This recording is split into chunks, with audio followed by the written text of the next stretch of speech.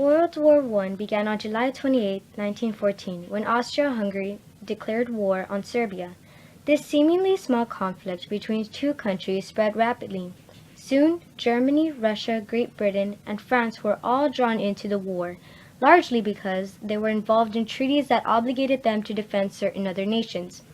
The war drew in all the world's economic great powers, assembled in two opposing alliances, the Allies and the Central Powers of Germany and Austria-Hungary.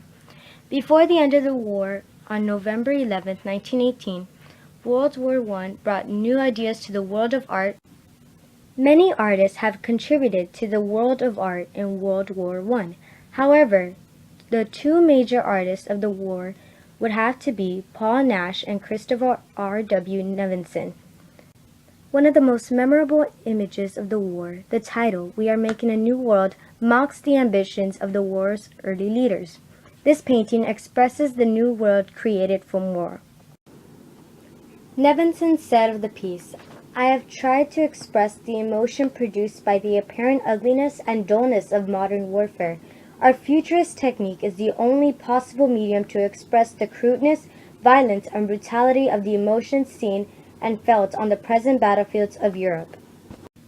Two reasons for sending artists to the war would have to be: number one, War Department coordinated the program in the hopes that artists could provide a historical record and galvanize support for the war, and number two, military leaders felt that art could capture the true essence of war.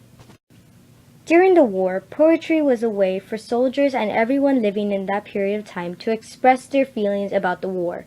One of these poets was Siegfried Sassoon. Siegfried Sassoon was an English poet, writer, and soldier. Decorated for bravery on the Western Front, he became one of the leading poets of the First World War. One of Sassoon's well-known poems would be "The Kiss," written in 1916. "To these I turn, in these I trust, brother lead and sister steel. To his blind power I make appeal. I guard her beauty clean from rust. He spins and burns and loves the air, and splits a skull to win my praise. But up the nobly marching days, she glitters, naked, cold, and fair.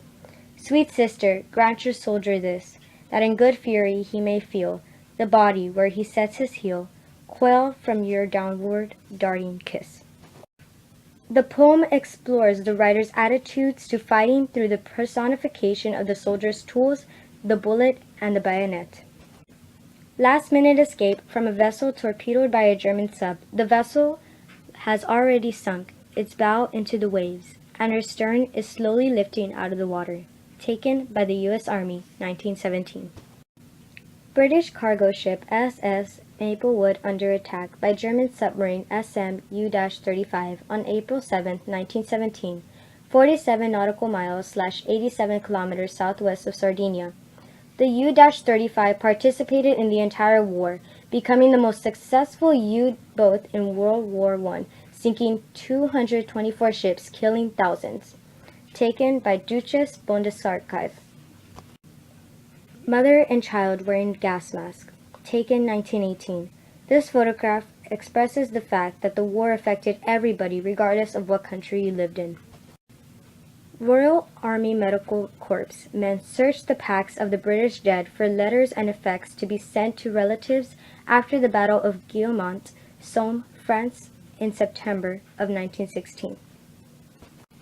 Many musicians contributed to the world of music in World War I. However, two major musicians would have to be Billy Murray and Henry Burr.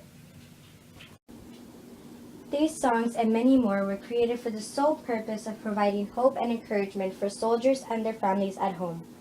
With that being said, World War I began on July 28, 1914 and ended on November 11, 1918. Even though this is considered one of the most tragic events in history, World War I brought about new ideas in art, poetry, photography, and music that has shaped our society today.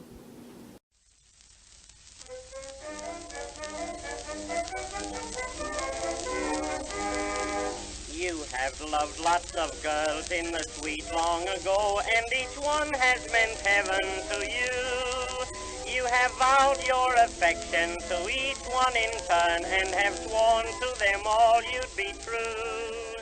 You have kissed 'neath the moon.